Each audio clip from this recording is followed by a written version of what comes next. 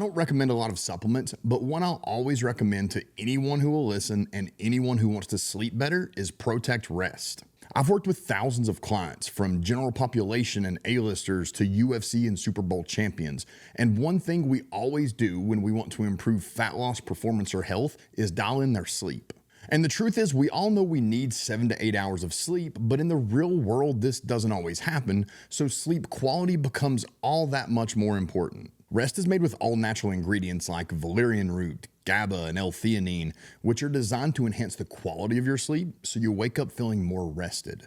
But they're non-habit forming and they don't let you wake up feeling groggy. And one of the coolest things about this product is it comes in these little liquid satchels, so you don't have to take it with water, so you don't risk waking up in the middle of the night to use the bathroom, and they're easy to pack literally anywhere. So if sleeping better is something that's important to you, head over to www.protect.com/truth. That's Protect, PROTEKT.com/truth, and start sleeping better tonight. Sleep is the foundation of every goal, and without quality sleep, nothing you do can be done to its full capacity. You'll never look, feel, and perform to the level that you could be if your sleep isn't dialed in. That's why I've partnered with Tuft & Needle, because I know that improving your sleep quality will have a drastic impact on your life, and I've not found a better mattress anywhere. And they have some really good deals going on right now. So if you use the code FREEQUILT, you'll get a free quilt with the purchase of any mattress. And using the code FREEDOWNPILLOW will get you a free down alternative pillow set with every purchase of a mattress. So click the Tuft & Needle link in the show notes and start sleeping and living better now.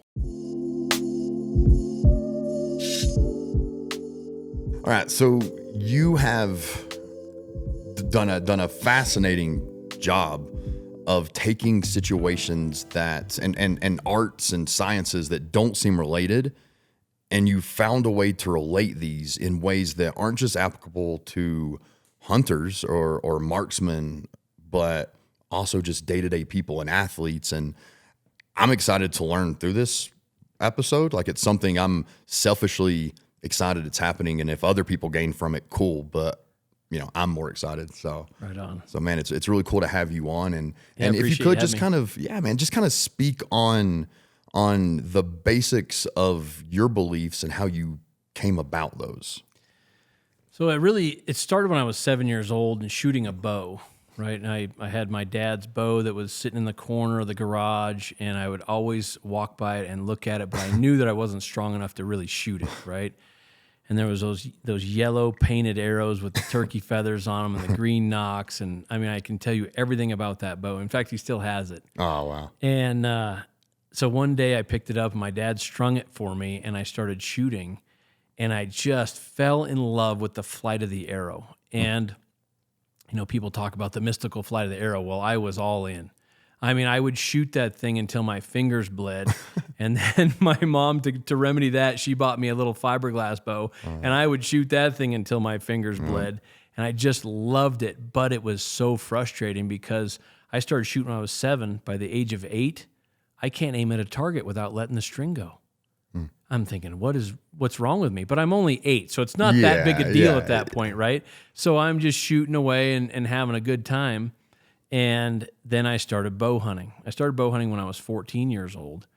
And that's where the frustration really started, because I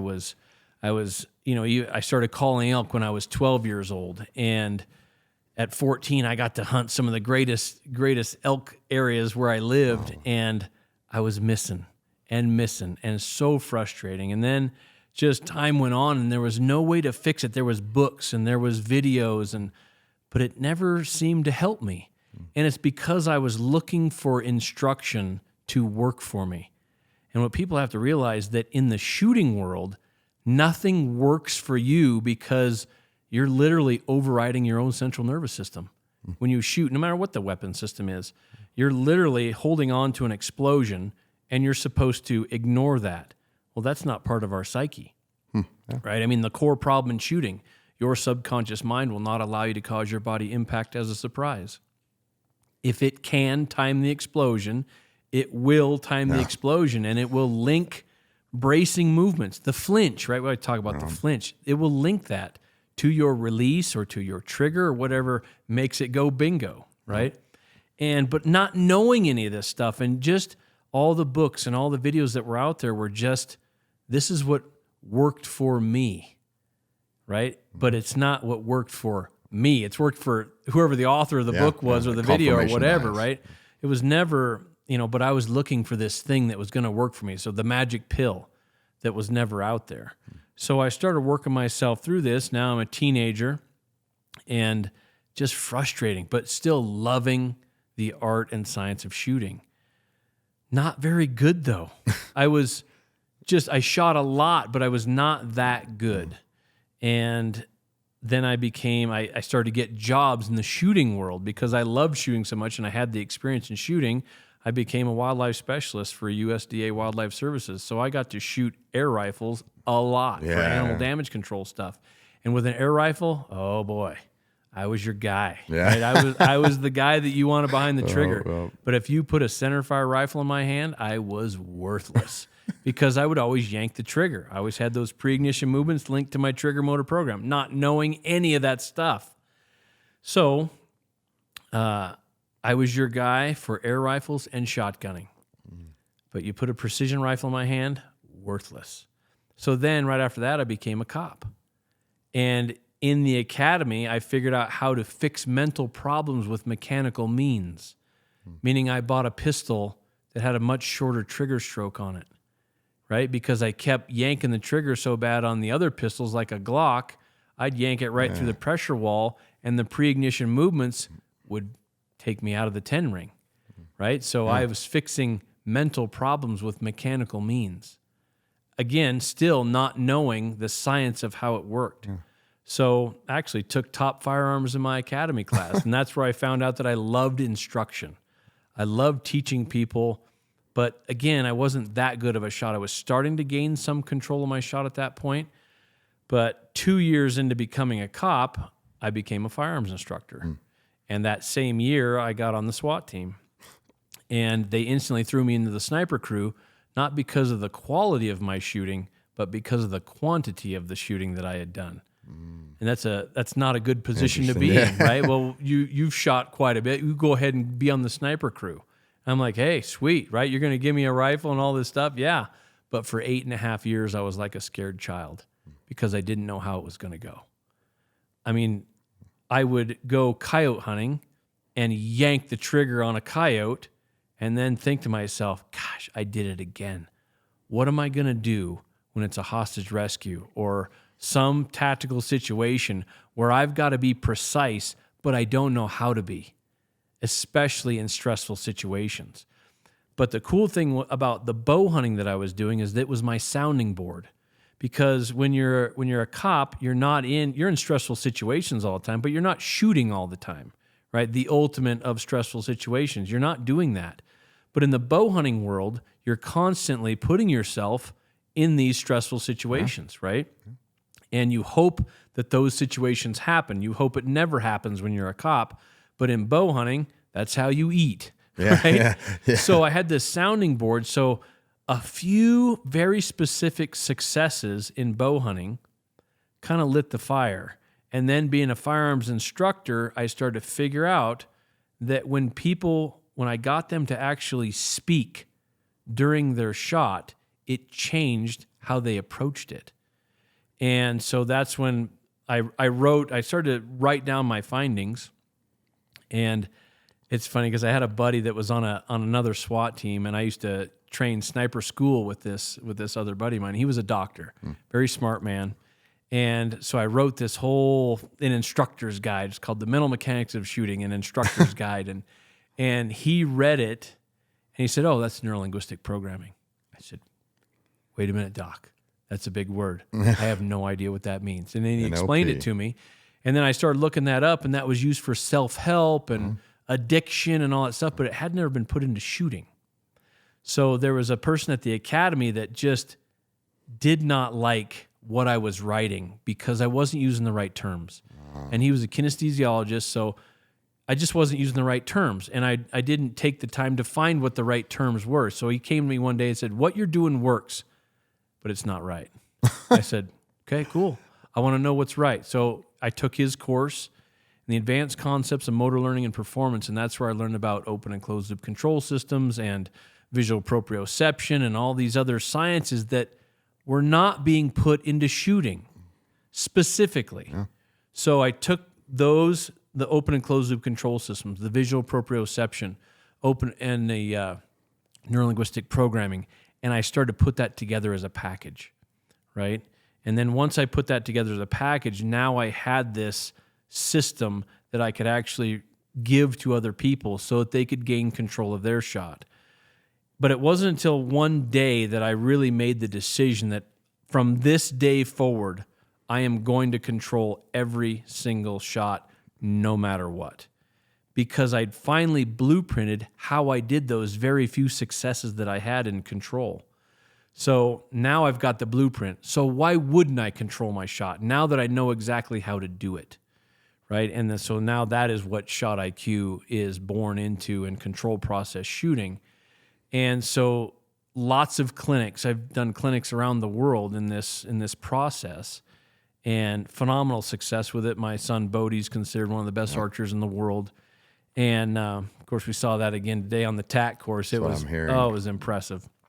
Shooting a 10 ring at 150 yards on an antelope target. Having high protein snacks ready at all times is a nutrition cheat code, but it's extremely hard to find high protein, low calorie snacks that are also high quality and taste delicious. But Maui Nui Venison has the perfect solution with their venison jerky sticks. I keep them in my pantry, my truck, my office, my gym bag, my luggage, really anywhere that I'm going to be at, so I'm never left without a high protein snack when I need it. And each jerky stick has 10 grams of protein and 55 calories, which is an unheard of protein to calorie ratio. They're made with the highest quality red meat available, and they're made with no MSG, no nitrates, and no artificial preservatives or additives. I could talk all day about how awesome the quality of these are, but if I'm being honest, I know most of you only care about one thing, and that is, yes, they taste absolutely amazing. They come in 2 flavors, original and peppered, and both taste better than any jerky you've ever had. And right now, Maui Nui is offering a special where you'll get 12 jerky sticks free with any purchase of $79 or more. So head over to mauinuivenison.com/truth. That's MAUI venison.com/truth and give them a try now. Half-Face Blades makes 100% American-made knives for the world's best military operators, hunters, and chefs, people who need knives to make a living or stay alive. That's why I trust them with my own everyday carry knife. So if things like buying American and high performance matter to you, head over to halffaceblades.com and throw away your cheap gas station knives. Every meal you put into your body has the chance to make a positive impact, so it's very important that you choose the best quality food that you can. I can't even believe I'm saying this, but one of the best quality foods I've found is actually in the form of a shelf-stable food from Essential Provisions. Forget everything you know about shelf-stable meals, because these things are beyond organic and made without glyphosate, without seed oils, and made without sketchy additives and ingredients that you can't pronounce and don't know what they are. The bison chili is easily the best chili I've ever had, and I make a pretty good chili, so I was a little offended. Whether you're hiking, hunting, camping, prepping for an emergency, or just want easily accessible, high quality food, head over to www.essentialprovisions.com and use code TRUTH10 for 10% off. And you'll believe me when I say these things are better than you could ever imagine. Yeah, that's pretty cool when you have someone so close to you as right. the one showing off. Right. You know, I mean, he basically shows off the system, right? Yeah. So, I mean, he won Vegas, the biggest indoor archery tournament in the world, at 15 years old using this system. But he grew up with it, and he grew up at a time, and luckily, I was figuring things out just ahead of his development, right? So when he's 2.5 years old, shooting balloons out of the air with a suction cup arrows in the kitchen, I bought him his first compound bow at 3, and I watched him punch the trigger, but I knew how to fix it. But back then I did a mechanical fix, which is, just a note to parents. Resistance releases are great for kids, right? Because they've got a safety on them. And if they don't pull, if they don't do these proper archery movements, their bow doesn't fire. Yeah. So it instantly mechanically fixes a mental problem if you don't want your kids to go down the path of target panic and all the nightmares that we're actually born with. So Bodie it was perfect timing, right? And then he wanted to get into competition archery, And then, once he matured a little bit, he was shooting a resistance release at 3 years old. By the age of 6 or 7, he's able to shoot any release on the market, right? So now we start to figure out what's most accurate instead of what can we control, because we can control them all, right? So now we figure out what's most accurate. So that's the evolution of Bodie. Wins Vegas. That allows me to retire because now Shot IQ has some legitimacy. So now it's Shot IQ. I retired from law enforcement after almost 21 years, 19 years on the SWAT team. And so it's just, now it's morphed into all these other things.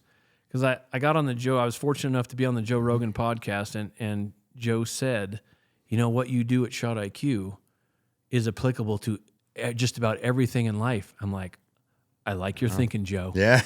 But I didn't have the words for it at the time, right? So there I am on the Joe Rogan podcast, and I don't necessarily have the words to explain. I didn't have the nexus between what we do at Shot IQ and the rest of life. And so I had to ask some questions. And the latest question that I really like to ask people is, if you could give me one life skill that has gotten you through every stressful situation, and I can ask this of just about every human being, what is that one life skill that's gotten you through it? And I get things like do your best, give it your all, consistency, persistence, all these things. But there's an underlying skill. Like, how do you become consistent? How do you give it your all? How do you give it that extra 10%? How do you do that? What's the skill that gets you to do that? And then once we ask the right questions, the answer, we believe, is it's the ability to get loud in your own head with the right words at the right moments, right? And so now that's the nexus, because we've always taught people to talk themselves through trigger movement, right? Because you're literally talking yourself through a movement that causes an explosion. So now it's the same speech, because now we know that speech is the vehicle that moves thoughts from the limbic system of the brain to the prefrontal cortex, where thinking can occur. So that shows us the concept of thoughts aren't thinking. Yeah. Funny story on that statement. It's from Buddhism. And I had no idea that statement existed, but what a profound statement. I had to think about it when you first said it. Yeah. You said it to me yesterday. I was like, they're really not the same thing. They sound the same, but they're not at all. Thoughts are what you hear. Thinking is what you say, right? Thoughts are subconscious. Thinking is conscious. So I'm explaining all of my new mind IQ stuff that I've got to my buddy, Ben Mayer, super smart man in Australia. It was so funny because I was very proud of what we'd figured out. And I'm talking to Ben about, I didn't have that concept yet. The mental game equation and all the things that we figured out. And he's like, yeah, thoughts aren't thinking. I'm like, wait a minute. What did you just say? It's so simple, but he goes, thoughts aren't deep. thinking. And then he explained how he uses that statement. Well, his brother is a Buddhist monk. So he's got access to all this stuff that I'd never even thought about before. So once he gave me that, it was just no holds barred after that. Thoughts aren't thinking led to the mental game equation, led to this ultimate skill of the human being, the ability to get loud in your own head with the right words at the right moment, right? So that's how you direct your conscious mind, is through speech. So there's a mental game to everything that we do, but nobody really defined it. Because you could ask people, what's the mental game of your sport? What's the mental game of your task? And they would give me a very mystical type answer, like not concrete, not tangible. And so I'm like, we've got to define this. And my good friend that has worked on Mind IQ with me, he asked me that question. He says, can you define the mental game? I'm like, well, that's pretty deep, right? And so I had to dig into what we do at Shot IQ. I'm like, okay, here's the definition. It's understanding where, when, and how to direct your conscious mind into a specific task at a specific moment. That's the mental game. That's an equation that you can plug problems into, right? So once I got on the Rogan podcast, it's like you get on there and now you have cred. Yeah, yeah. In just about everything, right? Instant. And I told the story of a hostage rescue that I did, not that I did, that the team did, and that ended up in me using lethal force on somebody, and it was a very unique situation. But after that, so now that's on the Rogan podcast, and now I've got life cred and evidently everything. I'm an expert in everything mental after that, evidently. So there was all these people calling me with their sport, their problem, their life issue, their anxiety attack, their depression. And I'm like, okay, I've got to figure out the mental game for this. And luckily, that's when my buddy asked me that question. And so we started to take these problems and just plug them into the equation. And one of the interesting ones was an Olympic level decathlon coach calls me from another country. Oh. And I'm like, okay, coach. I said, what's the biggest problem in the decathlon? I didn't even know that there was 10 disciplines in the decathlon, hence the name, clue. right? Yeah, I guess it makes sense. He says, here's my problem. He says, it's with my long jumpers. He says, my long jumpers are running down the lane, and right before they put their foot on the launch pad, they put their shoulders back involuntarily, which kills the momentum of the jump. Who knew? Yeah. Right? I'm like, okay, coach. I can't even picture it in my head. Right? I'm like, okay, well, let's plug it into the equation. Where do you need their conscious mind? And he said, in the longest jump possible. I said, that's not the problem area. The problem is in their shoulders. So where do you need their conscious mind? In their shoulders. When do you need it there? When is the moment of truth within this long jump? He said, right before they put their foot on the launch board. I'm like, exactly. How do you put it there? And he says, I have no idea. The how is always speech. The how of the mental game equation is always speech. So to put it in application, as they're running down the lane, right before they put their foot on the launch board, they say shoulders or they say forward to put their conscious mind into the problem area, and it keeps it out of the jump motor program, right? So understanding open and closed loop control systems will get you the where and the when of the mental game equation. So it's fascinating stuff. So now we start to take all these problems, whether it's a sports-related movement problem or a cerebral problem like maybe depression or anxiety or an panic attack or whatever. It's literally, where do you need your conscious mind? When do you need it there? And how do you put it there? Now you know the mental game of the solution. So when you have that problem, you blueprint it. What did you say and when did you say it?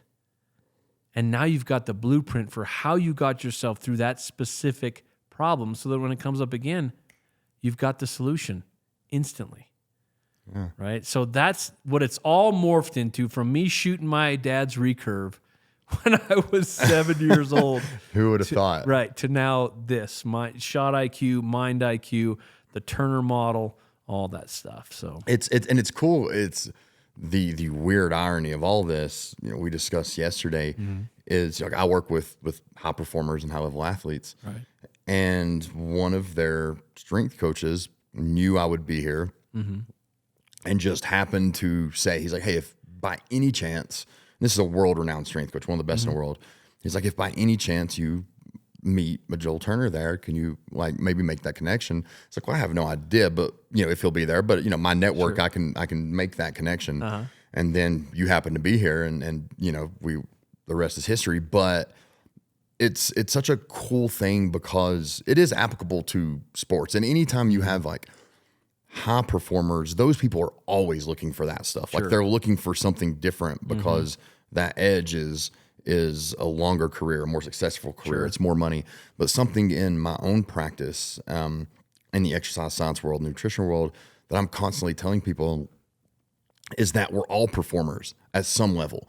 Everyone's a performer. And I treat every client I have the same way as that is. So it's like my NFL guys, my performance is pretty obvious what that means for them. It means hitting harder, sure. running faster, catching, but like performance is very identifiable to them. But for my 60-year-old mother, what's performance? Performance is waking up without pain, being able to pick up her grandkids and put them on her shoulders. But it's all performance. But the problem is like we're too wired to think that only athletes and such do. But it's like we all meet areas of our life where we have to perform at a high level. It's relative to our experience, but it's at a high level. And the people who succeed the most are the ones who have figured out ways to do that at the highest level. Right. We're all playing the mental game. Yeah. And At some level, we're all playing a mental game, and hundreds of times a day. Yeah. So now imagine being able to really take that, whatever that problem is, and just plug it in. But that's the thing. I don't think people realize that it's the mental game they're playing. I don't think they even realize that's a game they're in. Right. They're just doing this, and things become actions, and when these actions don't work, it's like, well, it just didn't work. Yeah. Like that just didn't work. I don't think people even realize And on that note, I mean, how do you possibly win a game where you don't know who the players are, you don't know what the rules of the game are, and you don't even know where the game is played, and you don't know when it starts? Yeah. How can you possibly win that game? People do amazing things, but they don't blueprint how they did it. Yeah. And, when I got to go train the Philadelphia Phillies, amazing people, right? And just incredible athletes. But their day-to-day is a mystery. They have good days and they have bad days, and they don't know the difference because they've never blueprinted that good day. If you simply stop for a second and go, what did I say? When did I say it? And then understanding the open and closed loop stuff and just being able to plug these problems in, it makes you the ultimate problem solver because you've got the mental game of the solution. So we're demystifying life in general here. Yeah, and it's applying data. So I love data because I'm always talking about, like, I can't fix something if I don't know what's going on there. It's like common for me. People will come up to me and, I eat pretty good. I work out pretty good, but I'm just struggling to lose weight. Like what's my issue? I'm like, you told me nothing. I have no idea. Like I have no idea about anything you're eating, anything about your workouts. What do those look like? And then you'll find out a lot of people, as they start to describe that, they still don't have much of a description. It's like, I eat a lot of meat. I try to stay away from sweets. I'm like, well, how much?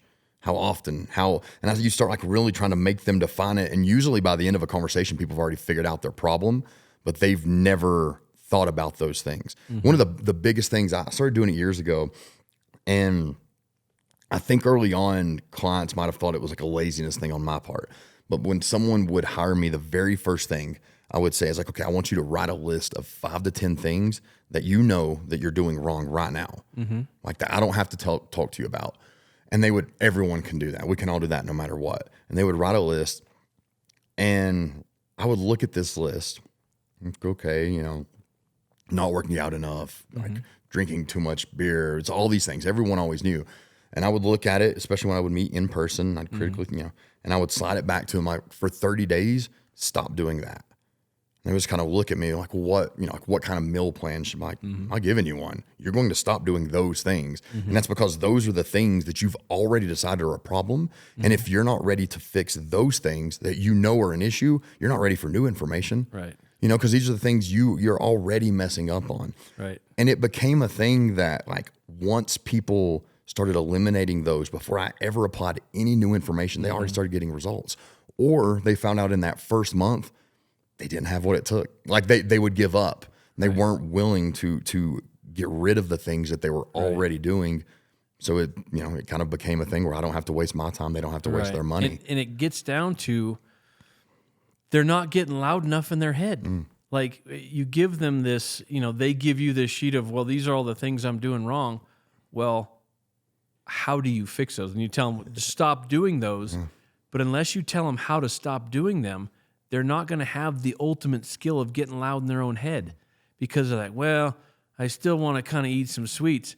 When you're reaching out for the sweets, if you're not talking, then you're running on thoughts. Yeah. Thoughts aren't thinking, right? Thinking is your voice, and it's got to be the loudest one in the room. So if you want to stop eating that donut or whatever it is, when you're reaching for it, give them the how.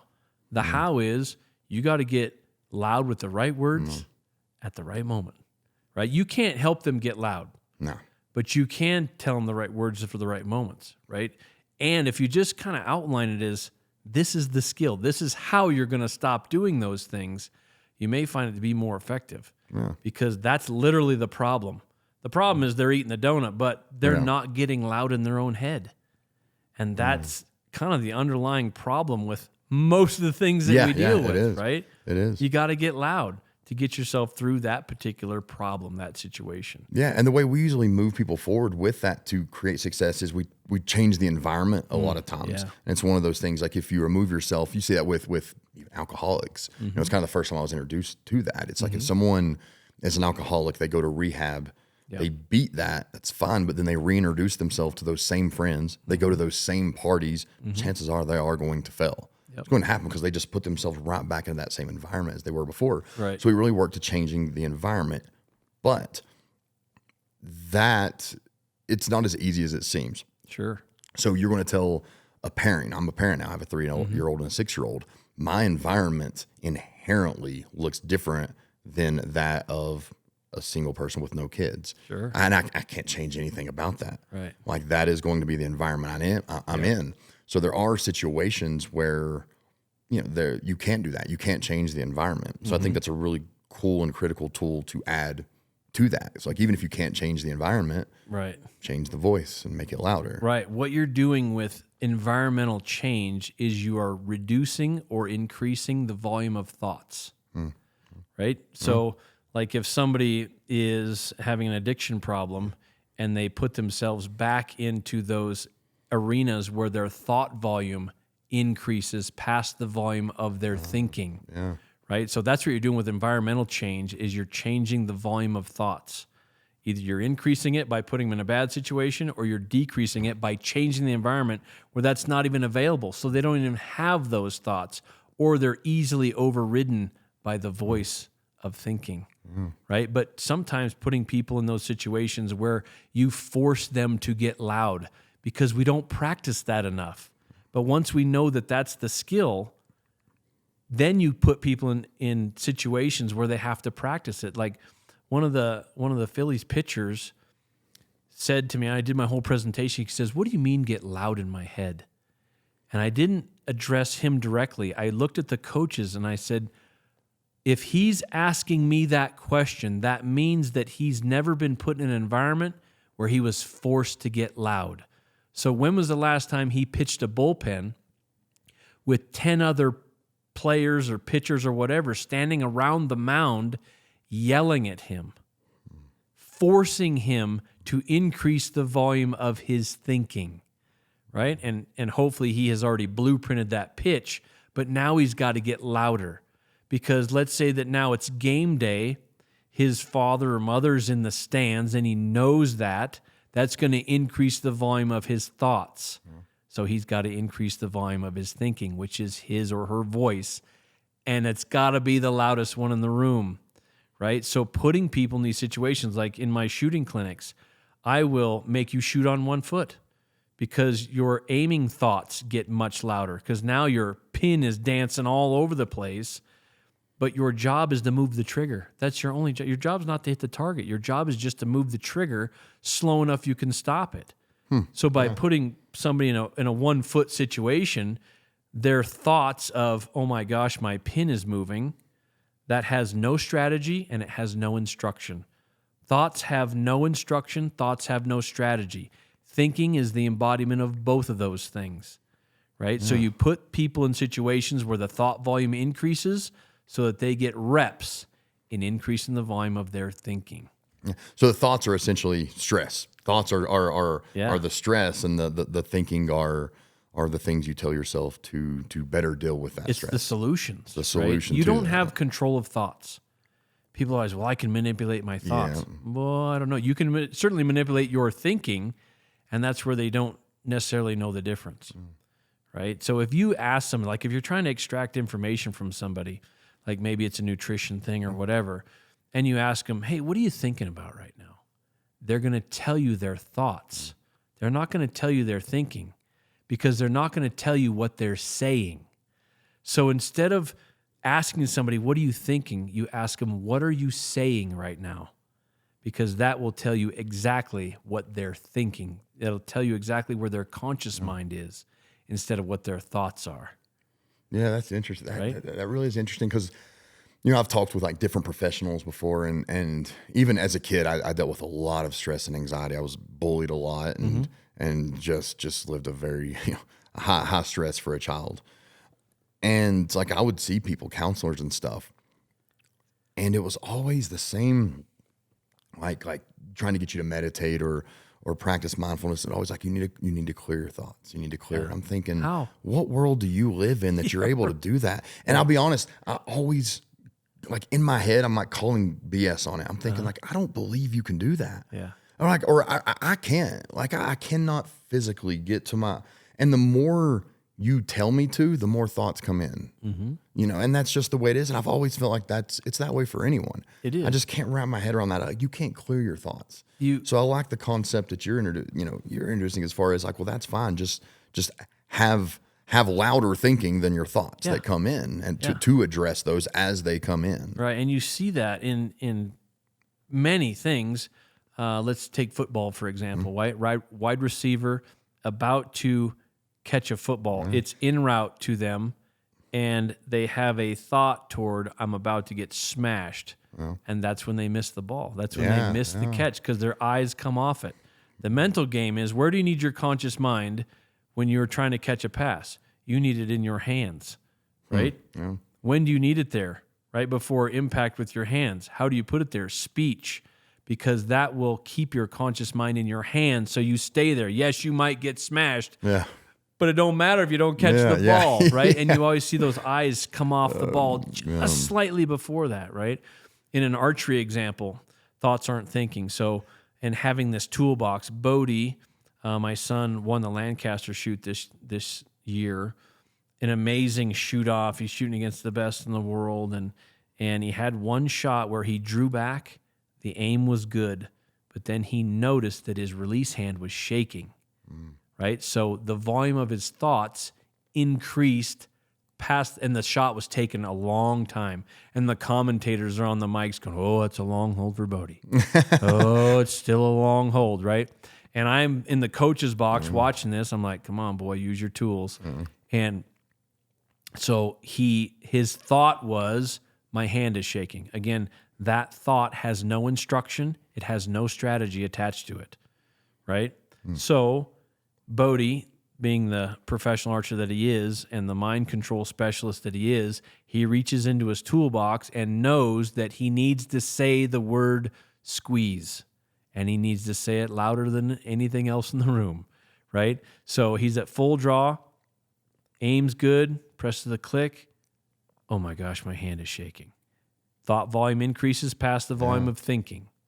So then he's like, oh, wait a minute, got to go get my tools. So then he reaches in the toolbox, the thinking toolbox, and pulls out the word squeeze. Squeeze till the shot broke. And it was dead center, right? But if you didn't have that toolbox, you would have shot that shot with thoughts alone. That's what most people do. Like, oh man, it's not going off. It's not going off. Who are you talking to, right? You're talking to a piece of metal that doesn't do anything, right? It has no brain. So you got to realize, who are you talking to? What are you talking to? You got to talk to your body, because that's the only thing that can possibly respond to your speech, right? But what you'll find, especially in archery, I mean, you see people out here, oh, it's so windy, and they try punching the trigger when there are pins on there, right? It doesn't work that way. Because if you punch a trigger, there's going to be pre-ignition movements linked to your trigger motor program. Again, that's not my opinion. That's just how our brains work, right? So these examples, we see them everywhere where people are running on thoughts instead of actually increasing the volume of their thinking. No, that's powerful. And is there ever a time, let's say someone's kind of new to this or they're starting, like, when you say talk, like the speech, like is it actual verbal?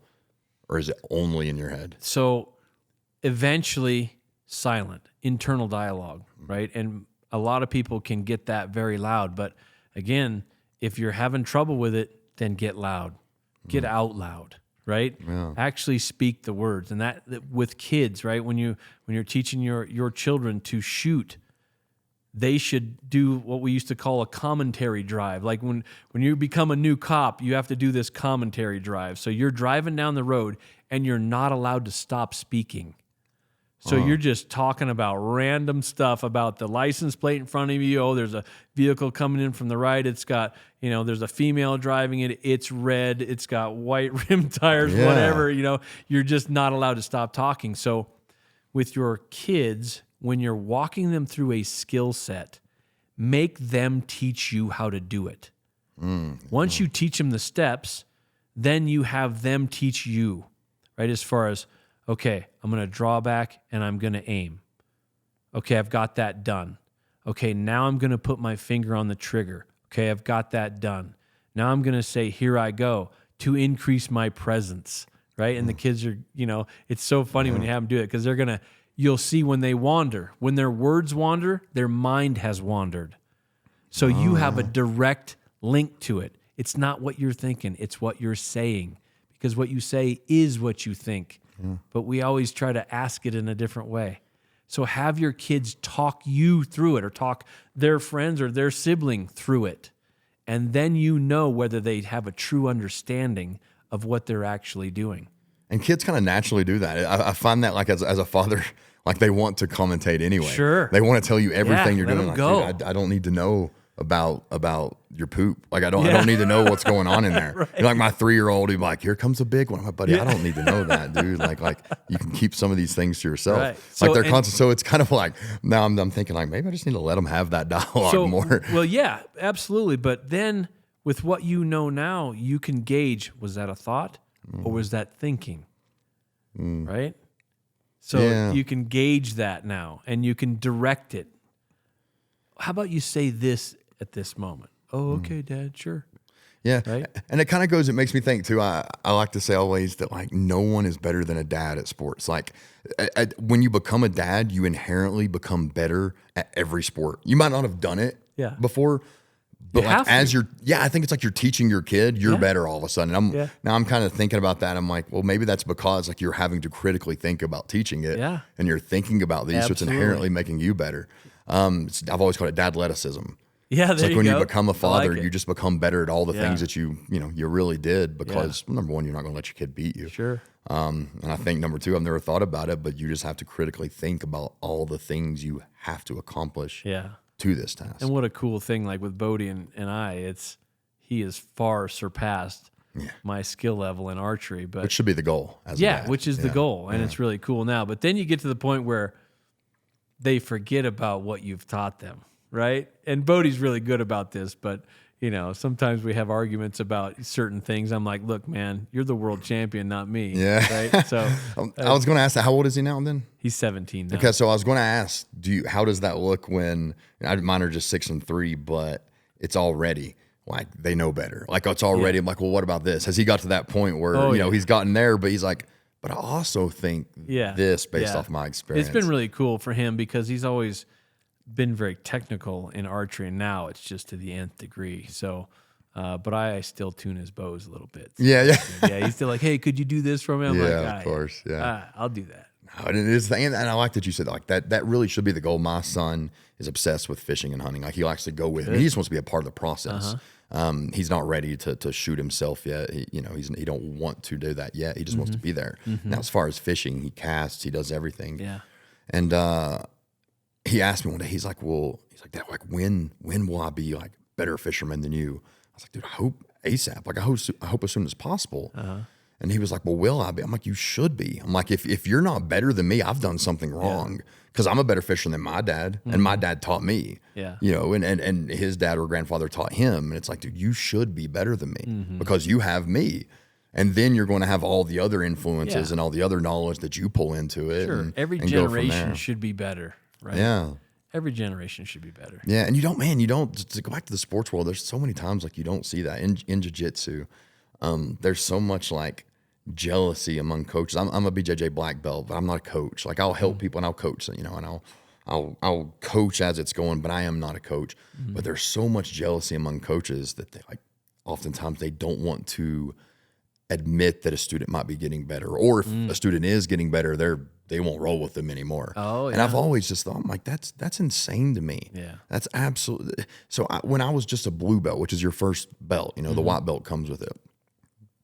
And I was just a blue belt, and I was already like a wrestler and physically strong, but I wasn't really good at jiu-jitsu yet. But there was one particular black belt who worked with me specifically on this one move set, just regularly.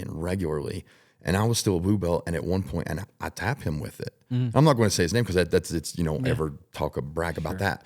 But I was nervous because I'm like, this guy's a black belt. Like, I feel bad.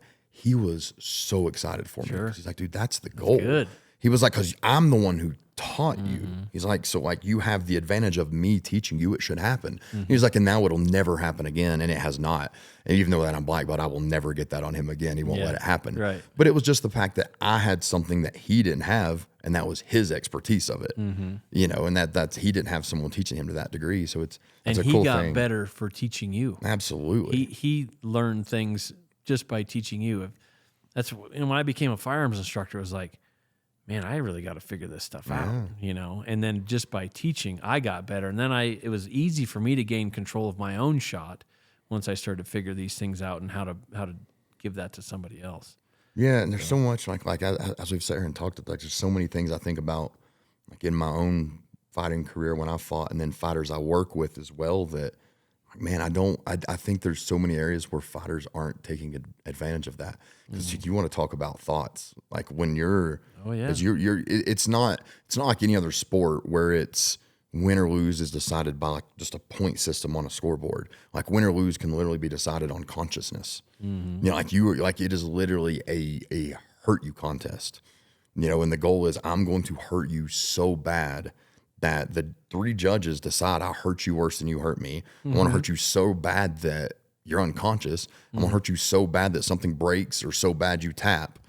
It's like that. It's crazy. And when you're in that, it is a freaky, scary thing. Yeah. Like it really is. You have all these things going on, and it's the weirdest feeling. I don't even know how to explain it, but I can't say I've ever like heard the crowd when I would fight. You don't like you. Yeah. You it's like you'll have all your senses are so heightened, but you're not hearing things, and all you're thinking of is this person in front of you. And then, like you think of all these, the potential negatives. If I do this, this could happen. If I could do this, or what if this happens? And but that's the strategy portion of thinking, right? So that's how you're selecting your next move, and you're also, feeling the opponent and all that stuff. So that is a thinking person's game, jiu-jitsu. Yeah, it's chess. Right? Because as soon as the volume of your thoughts get too high, get louder than the volume of your thinking, then that's when you're going to slip up, right? And that's when you're, oh my gosh, I'm about to go out. That has no strategy and has no instruction, right? So you stop as soon as that volume gets too high. Sure, you're going to get in a move sometimes where you're not going to win every fight, right? But you should always go out thinking. Right? No. You should always go out thinking. I like that, especially if you've created a blueprint to know how to get out of it. Which is why you practice and train and do all that. No, that's a fascinating thing, because we're all used to physical reps of anything. Anybody, if you want to get good at anything, you have to put the physical repetitions in there. But I don't think enough that we keep that, and we think about what we did right, what we did wrong. Right. And situations like that. And like I'm thinking of all the times that you could, the repetitions of thinking as well with those and putting yourselves in those. Especially when you're first learning a skill. What did you say? When did you say it? And then, that's the blueprint. Yeah. So now when you do that move again, you know what words you say to get your hip to move a certain way or whatever you need to. And then eventually you're not going to need to use the words. Right. Once that, if it's not shooting, like we don't ever want trigger work to become automatic. That is not even a thing. Yeah. Because you're literally consciously overriding your central nervous system. You don't want that to. That's never going to be automatic. You were born with a default system that's going to punch a trigger for you. Right. It wants to brace you for impact. But most of these other sports movements, you can get to the point where yes, you're talking yourself through it, but then it becomes just how you do it, and you've blueprinted it, and then it's just, there's no mystery to it anymore, right? You just demystify the movement, what you said and when you said it, and how you directed it there. I like that. Now, is there a sport that you've noticed or watched that just seeing it, you're like, man, I think they're messing up, and I think I know how they should fix this. Yeah. Like, is there a sport out there that you could name that you just Basketball. you see that basketball is the one? Basketball. So my first dive into this whole mind IQ thing was I was watching a local high school girls basketball team, and one of our good family friends is on the team, and she's really good. And I would watch her shoot, and I would watch her friend shoot, and the friend wasn't hitting near as many as the family friend was. So, and I'm watching, and I'm like, there's a couple of problems here. Number one, they're putting their power to the ball before their eyes hit the rim. Therefore, the trajectory to the rim cannot be right because it's all gauged through your eyes. So you can watch, even at the NBA level, if they put power to the ball before their eyes hit the rim, it's a miss almost every time because the trajectory path cannot be correct. It hasn't even been calculated, and you've already sent it. Yeah. Right? So, knowing that, I went and I trained this high school girls basketball team. And this one particular girl, I said, what do you say to yourself in your free throws? Because she was missing them. And I'm like, what do you say? And she says, I say follow through. I'm like, okay. So that means you're putting your conscious mind into a movement that's supposed to be automatic. Therefore, you are altering the motor program. I said, how do you get, what's the governing body that gets the ball in the hoop? And silence. I said, it's your eyes. Your eyes gauge the distance to the basket and the trajectory path of the ball. It's all gauged by the subconscious and visual proprioception of your eyes. So put your conscious mind in your eyes because it's the only place it can help you. So before you put power to the ball, you say something about the rim. You say rim, you say see it, you say, whatever that puts your eyes, your conscious mind into your vision because that's the governing body. And the big thing is, though, that keeps your conscious mind out of the movement where it's going to alter it. And we've got tests that we do in the online courses that we have that show you what happens when you put consciousness thinking into an open loop motor program. It's altered, right? So it was fascinating to teach this to the Philadelphia Phillies. But once we taught her to say something about her vision, it kept her conscious mind out of the movement where she was saying follow through. Now she says rim, right? And her percentage went way up. I mean, that team went to state. They haven't been to state in 10 years. Yeah. So I was explaining this to an old basketball coach, and he says, oh, that's interesting. He goes, I used to put a number on the rim, and they had to tell me what the number was before they shot. Wow. It's the same thing. That's brilliant. Yeah. Right? Yeah. It's the same thing. He That's got their cool. conscious mind into vision before they put power to the ball. Yeah. So that's what you see in all realms of basketball, right?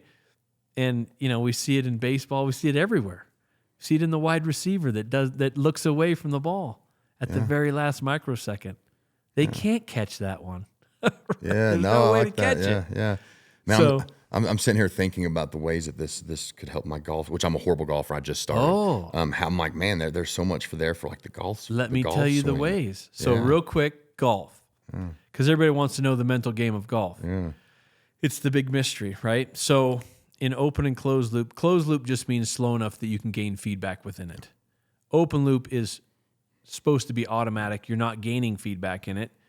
It's a motor program that's built through repetition, right? Hopefully good repetition. Yeah. Yeah. So in golf, the takeaway is your closed loop portion of the swing, right? It's where you're gaining feedback in your feet, in your arms, in your shoulders, in your wrists. All this feedback is gained. But once you're at the top, you got to keep your conscious mind out of the foreswing. That's why golf is very unique because you have to do both control systems in one. So closed loop on the way back everything gets set properly. All the tensions are in the right directions. But once you're at the top and you send it, you need to keep your conscious mind out of it. So once you're at the top, that's where you would put your conscious mind into vision. Maybe you say dimple for a dimple on the ball, right? Or whatever puts your conscious mind into vision. Or maybe you see the path just in front of the ball, whatever, the launch path of it. But you can't put consciousness into the foreswing. It will alter the motor program. Yeah. You got to fix that motor program before you send it. No, that makes sense. I mean, I'm new to golf, so therefore I'm inherently terrible. I always probably will be. But like even in that little, like while you were explaining the other stuff, I'm like, I think that I've kind of come to some of the conclusions of how to fix some of my swinging issues. Yeah. I mean, I'm not a golf pro, right? I just understand how to fix movements. Like when I went into the Phillies, I didn't know a lot of the problems that I would be fixing for them, but they were trying to fix movement problems in a place where it's supposed to be open loop. You can't fix it there. You got to fix it before that part, right? So it's fascinating stuff. And I'm thinking about like one of the most common issues you see with someone in wrestling or jiu-jitsu, fighting, grappling arts in general, is with a takedown. It's very common. So when a takedown is like you're shooting in with the knee. So like a double leg, you're shooting the knee, and you don't finish the takedown because they kind of give up on it before. And I'm like, it's because you're so focused on the shot. And the shot is the point A to point B here that people tend to, and when I say people, I mean me and others, but you tend to stop there. Like once you make connection with the person, you hesitate rather than drive through them and think of the actual finishing position and think of pushing through them. Right. It's very common with things. They stop there. So let's take that particular problem and plug it into the mental game equation. On a takedown, where do you want their conscious mind? What was the problem portion you just talked about? The problem portion is stopping short of the full takedown. The drive, stopping short. Right? Yeah. So where do you need their conscious mind? In driving. Yeah. When do you need it there? After contact. Yeah, at impact, yeah. How do you put it there? Speech. Right? So as they make contact, they say the word drive. That puts their conscious mind into that particular movement. You see what I'm saying? Yeah, that makes sense. So you take these problems and you get very specific with what's the actual problem. What's my specific problem area? That's where you put the conscious mind at that particular moment of truth. The when, how is always speech. Man, I'm about to. My golf and jiu-jitsu buddies are gonna hate me after this. No, but it is, man. It's just so cool because it's so, man. It's applicable to everything. It's everyone now. They want to talk about mental health. It's like the most, and I think it's because everything has a label. Anything someone's struggling now, we have a label for it. But this gets a little bit offensive, but the truth is, I think we label it. We label it so we can create an excuse with it. Well, I'm this because this. I'm like, I hear that a lot. Okay, well, let's deal with the tools to no longer be this. So I think like when I was younger, I got diagnosed with ADHD, and I struggle with that. But it's like, well, okay, that's not acceptable. So like when my parents weren't going to accept, oh no, you have ADHD. No, dude, deal with it. Like find a way. Like that's the problem. But that doesn't matter. Right. Like you better find a solution. And even as an adult, it's like when you're struggling with something, too often we just put a label on it and say, that's who I am. That's what I've got. And we don't think of like the solutions to fix that. Yeah. Just a very, ADHD, very high thought volume. Oh yeah. The constant. And that's constant thought volume increases. So the solution is on that thinking side. Oh, right? It makes thinking really hard. You have control of that, right? It's your voice, and it's got to be the loudest one in the room. But we tend to, try to medicate it away or whatever, where it's just another mental game that you're faced with. Somebody without ADHD is not faced with that. Their thought volume stays fairly low. Cool, good for you. But that's not you. Yeah, right. No. So there's a way to fix it. Yeah, no, that is fascinating. You mentioned depression and things like that. Like anything, like those are very loud thoughts. They're very loud, negative thoughts. And the implications of being able to, think louder than the negative thoughts. Like I think that's something that could Yeah, and change there's and save all lives. kinds of clinical solutions to these things. I mean, there's meds and all that stuff, but what if you need it right now? Right? Like that's what I always tried to push things toward, because as a sniper, I need to concentrate on a trigger press right now or somebody's going to die. Yeah. Right? So I always tried to go toward the tangible end of things instead of this mystical, fluffy. That's not what I need. Yeah. I need to shoot this person in the face Yeah, right now. Right? Yeah. And if I don't do it right, I'm going to shoot the wrong person in the face, and that's not an option. Exactly, Right? yeah. So it was always this urgency of figuring out it has to be tangible, right? Like Bodie reaching into the toolbox. That can't be a mystery. It's not fluffy. I need to do it right here, right now. This is how I'm going to do it. And, that's what we're doing with Mind IQ and Shot IQ is we're demystifying. Like I've watched so many people up on the hill shooting their bows and, oh, it's far. Oh, it's that. I'm like, nah, it's because you punched the trigger and you did a micro collapse. That's why you shot a foot to the right. Right? It wasn't the wind, because the wind's blowing the other way. Right? Yeah. It's just, I want people to demystify it. And that's what we're all about. Because a lot of things like in my, like with fitness, nutrition, all that, I tell people a lot of times, like, hey, listen, the science is actually very simple. The science of weight loss is extremely simple. It truly is. You eat less calories than you burn. The psychology is incredibly complex. And that's where we mess up. And that's probably everything. Like the science of application of things is a very simple thing. Like it should make sense. Like I'm shaking, like you mentioned, I'm shaking, stop shaking.